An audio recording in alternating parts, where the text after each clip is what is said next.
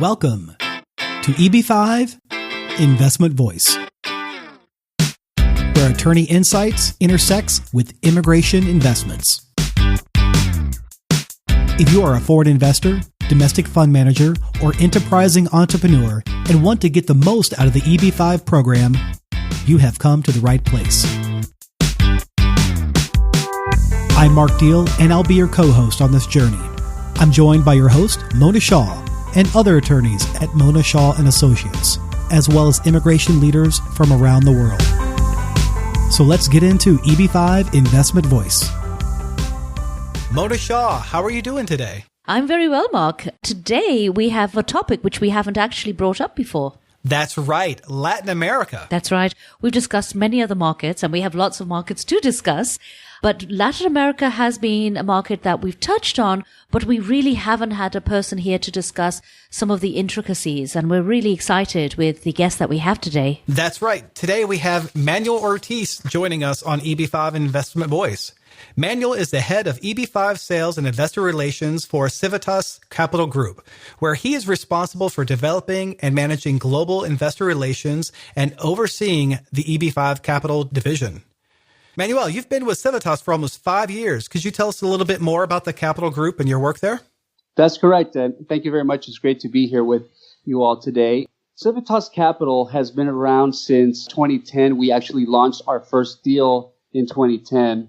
One thing that I would like to point out very quickly is that the pronunciation of the name is something that comes up quite a bit in different parts of the world. The pronunciation can vary depending on where you're from. So in Brazil, people refer to it as Civitas. You hear Civitas, Civitas, a bunch of different pronunciations, but it's actually Civitas. The name is derived from Latin, and it means impaired shared responsibility, common purpose, and a sense of community. And I think it ties really nicely into what EB5 is all about. I like that, definitely. Civitas was formed back in 2008, and in 2009 became the official EB5 administrator for the city of Dallas. We launched our first project in 2010. We have over 40 investment funds, and in the 7 years that we've been in operations, we've raised over $600 million in EB5 funds, and we have over 40 investment funds that have been formed. Wow, 40 funds, 7 years, $600 million in EB5 raise. We launched our first project in 2010 and have since raised over $600 million in EB5 funds. I think one of the things that makes us a little bit more unique than other regional centers is that we're also involved in non-EB5 investments and currently have 1.3 billion assets under management when you combine our EB5 and our non-EB5. I found actually that most of the regional centers and people who do have come in the early days, like 2010, have spread out more. I'm sure Manuel can also attest to this, that not only have they spread out outside of China, they also have all of these non-EB5 investments. You don't just concentrate on Latin America or China, right? That's correct. And I think if you look at the industry stats, China represents over 80% of the EB5 market. But for us, that percentage is closer to about 72%. About 4 years ago, we really started to make a conscious effort to deploy some of our resources into some of these emerging markets that, of course, are becoming a hotter topic right now. Right. Well, yes, I mean, emerging markets are there and they are actually coming up. I think we have projects where China is at 20% and 30% of the amount of investors, and 70 and 60% are coming from other markets. So it is important to look at other markets. And again, it depends. This is really going to lead me to my next question for you.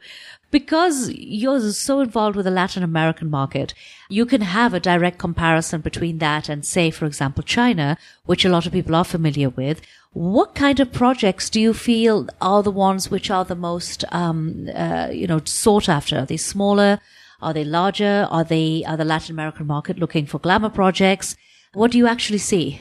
I think you bring up a really good point.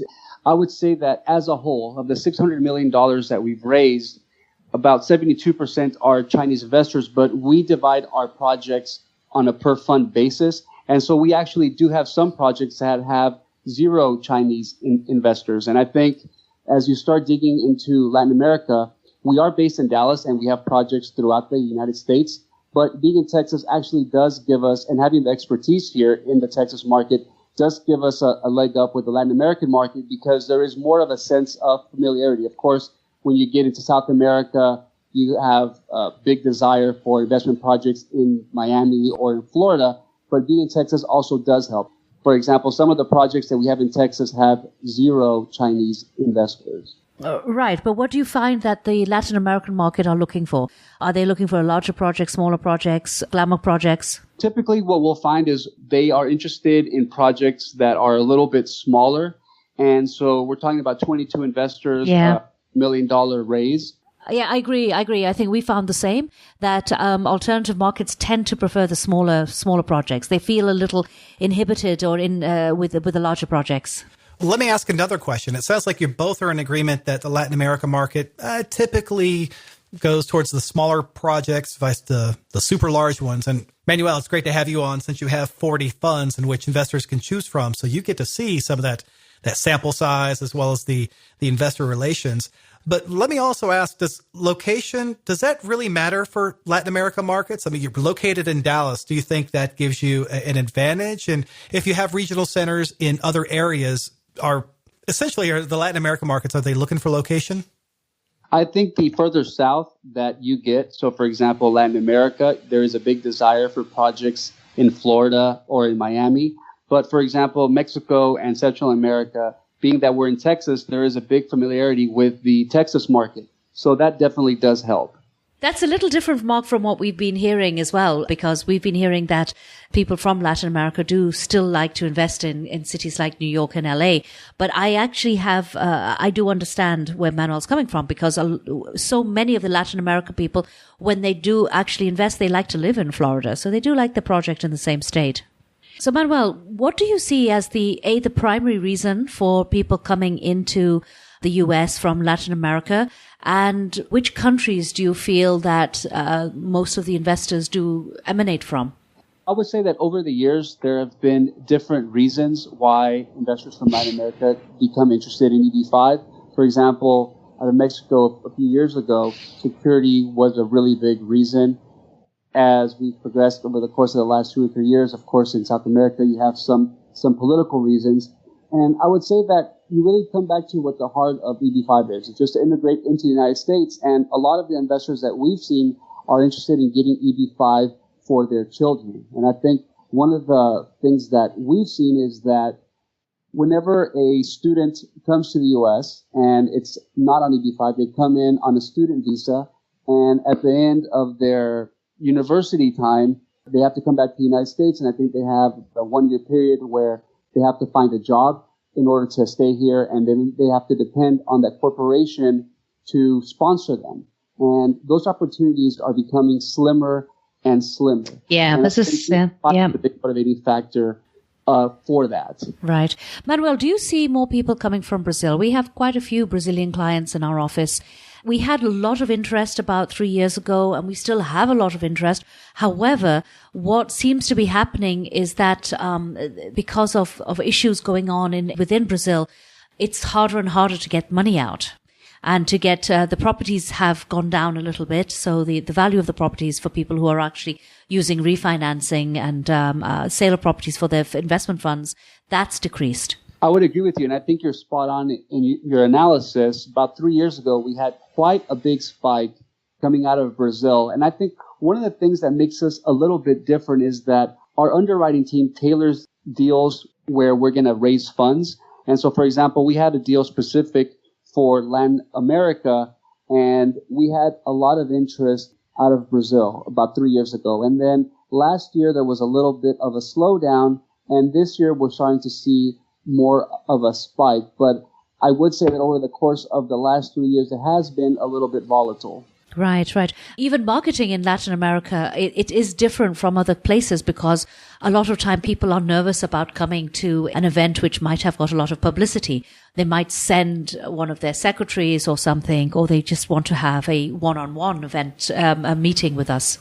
That's correct. And one of the things that we found is just doing mass advertising in a newspaper for a $500,000 investment or for EB5, which investors do know is a $500,000 investment for the most part, doesn't really work because what you would have is a bunch of rich people in a room that probably is not the best from a security standpoint. And so we have found that individual meetings actually work a little bit better.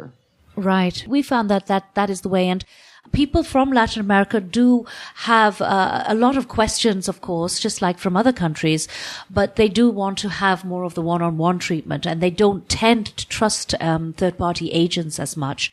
And generally, the credibility issue is a big deal in Latin America because there really isn't a lot of credible sources to find the right investment.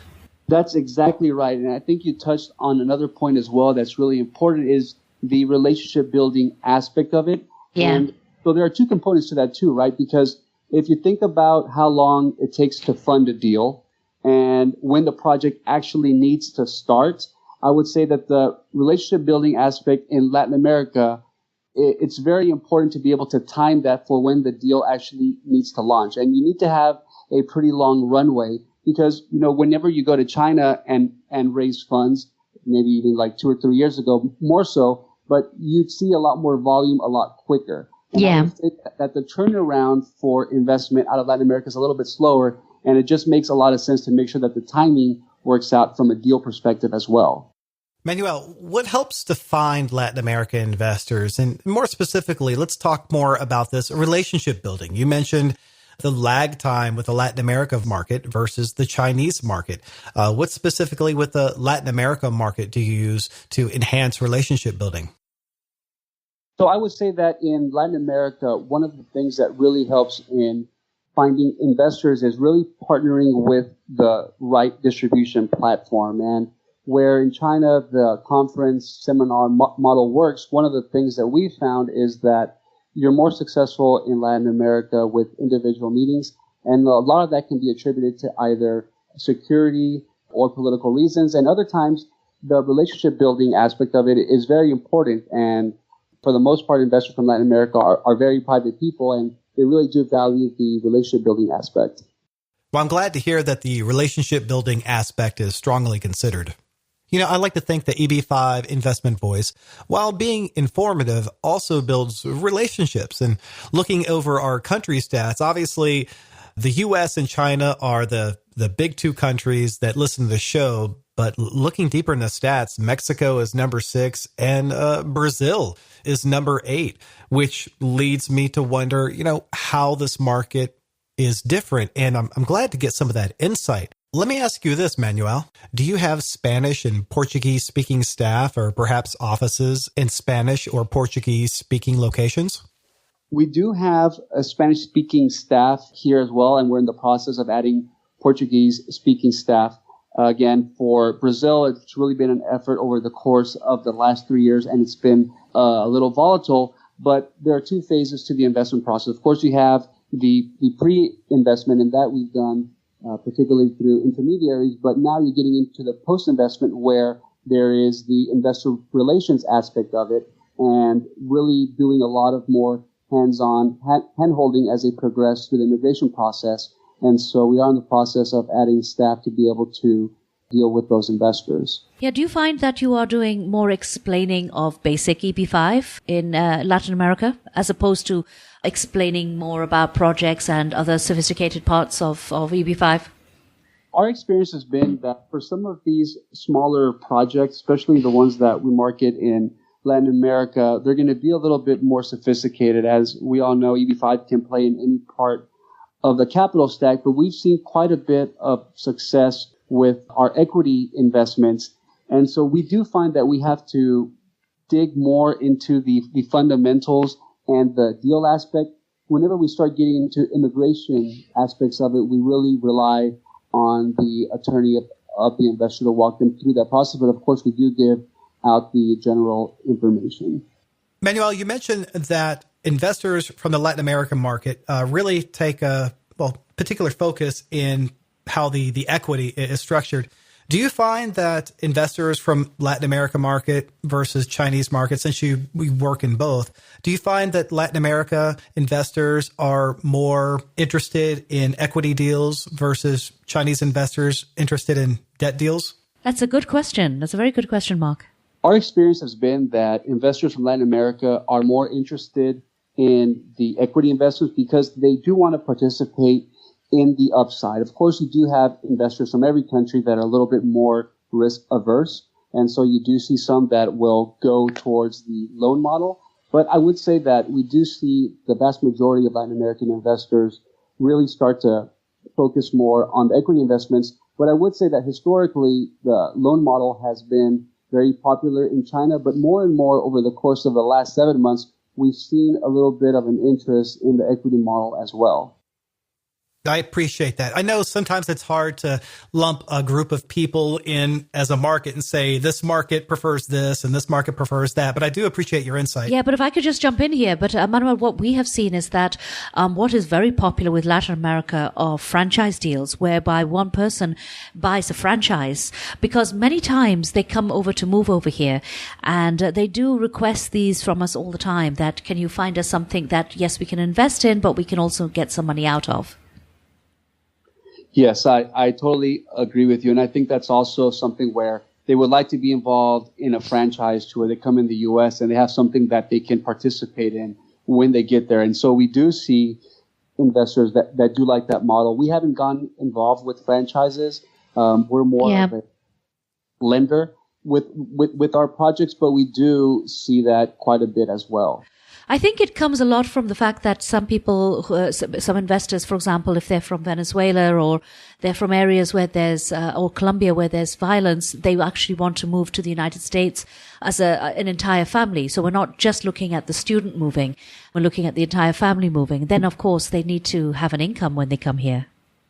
That is correct. And the other thing that we've seen as well, of course, whenever you're dealing with investors and they come to a firm like ours, their primary focus is EB5, but I think that's why track record is so important in this industry, because you are building a relationship, you are building trust, and as you work with these investors and you start delivering for them from an immigration standpoint, their investment needs also change throughout the process, and I think that's why we've been very successful with our non-EB5 investment options as well. Yeah, well, the big thing is that we have is to try and educate our Latin American clients that 500,000 really is not enough for your own business. That might be the minimum amount required by law, and it's fine for pooling in a larger investment like a regional center investment, but it doesn't really pay for a business, the viability of a business if you have to have 10 full-time employees. That's exactly right. And I would say that there is nothing wrong with direct investment. I think that model does work, and it is something that is popular. But I would also add that one of the advantages to investing through a regional center like Civitas or like some of the other credible players in this industry is that you're also able to gain credit for the indirect jobs. And so that helps mitigate that job risk. But I think that's a very important point to talk through with investors as well. So, Manuel, we have on this program, we have developers who listen to this program as well as investors. And I always ask regional centers with experience, especially like yours, what kind of pearls of wisdom they would give out to developers. Because a lot of developers do have access to the Latin American market. Number one, I would ask you, how do you choose your project? And what kind of projects appeal to the Latin American market, which you kind of already answered. But more importantly, do you recommend investors going out and setting up their own regional center and targeting the Latin American market? Or do you recommend them going out and renting a regional center? We get our projects from a variety of different sources. We have developers contact us through our website. We have them call us directly. And other times there are already existing relationships that we have where we've executed on prior deals. And other times it's just having relationships within the development industry. And so in some cases, I think what makes us unique is that we act as a lender. And in other cases, we also develop, at least on the hotel side, that's strictly where our development is, but we do get to play on both sides. It's interesting. So again, what advice would you give from a developer who's listening? Do you suggest that they would contact a regional center like yours or put up their own regional center? Putting up your own regional center is definitely a strategy, but it is becoming more and more difficult to set up a regional center. It's one of the reasons why when we started back in 2008 is that we sent applications for a variety of different regional centers because we saw that it was going to become increasingly difficult to do that.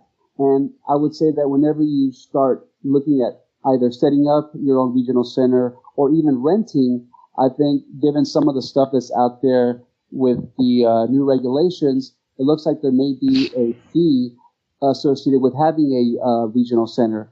And so I think those rental options are going to become less and less because there's actually going to be a cost to having a regional center going forward. Right. Mona, what I'm hearing is not only is it going to cost more to set up a regional center and the logistics are going to be tougher, which might be okay for people that are setting up a large fund, a huge regional center. But it also sounds like with what Manuel's been telling us with what the Latin America market prefers, some of these smaller funds, setting up your own regional center for essentially what's a relatively small fund doesn't make sense. So I can see why renting is an attractive option. And although Manuel is being very bashful, although he's telling us a lot about how wonderful Civitas is, they also have had to work very, very hard, right, Manuel? It's not been easy. Since 2010 from now, we've all had teething problems. Oh, I mean, that is correct. And I think as USCIS has evolved in some of their policies as well, there is a learning curve to this because, again, EB-5 is very unique because there is an investment component and there is an immigration component. And I think if you're a developer, you don't necessarily have the immigration knowledge. So you might be able to put a great deal together, but you may get tripped up on the immigration side. So I would completely agree with you there. Yeah, and Civitas as well are very heavily involved in everything that's going on with EB-5, including being involved with the legislation process. That is correct. We definitely have our ear to the ground. And I would say that if we had a crystal ball to see what is going to happen, it would be very murky right now because we don't know. Anybody really knows what's going to happen. One of the things that we've told investors, because of course we've seen extensions happen over the course of the last 3 years, is that there is the potential for the investment amount to increase, but we don't really know what's going to happen. Right. And we're both on this policy panel and leadership panel of IAUSA, and we do get inside information and even on the inside information, really there's a... So it's a little bit better than a crystal ball is what you're saying, right, Mona? And it sounds like Manuel's got those same channels and they're active in it as well. Not just staring at a crystal ball, but, being a little bit more active with IAUSA and lobbying. Yep. And we still are not sure what exactly is going on. But one thing is for sure is that EB-5 isn't going anywhere. Right, Manuel? That is correct. And I would say that you are going to see EB-5 going somewhere. And I think it's going to be more to some of these emerging markets. And I think Latin America is going to be a market for the future of EB-5. I think one of the challenges there is going to be that, like in China, you have the infrastructure that exists to sell EB-5 that doesn't exist in Latin America. And that presents both a challenge and an opportunity. Right. So it sounds like EB-5 is probably going to go through some legislative evolvement, but it's not going extinct is what I'm hearing. I totally agree with you there. And it also sounds like Latin America investors prefer living in the southern states. It makes sense because they want to live somewhere that has an active Hispanic community. And it also sounds like they tend to be active investors, often seeking EB-5 equity deals over structured debt, and oftentimes seeking smaller EB-5 funds to work with. Manuel, thank you so much for coming on EB-5 Investment Voice. Thank you. Thank you very much for your time. Really appreciate this opportunity. Thank you for being with us today on EB-5 Investment Voice. The topics presented in this podcast is informational in nature and is not to be taken as specific legal advice. If you have questions on the topics presented in this episode or other investment immigration needs, please contact Mona Shah Associates. Mona and her attorney staff can be reached at mshawlaw.com. That's MSHAH law.com.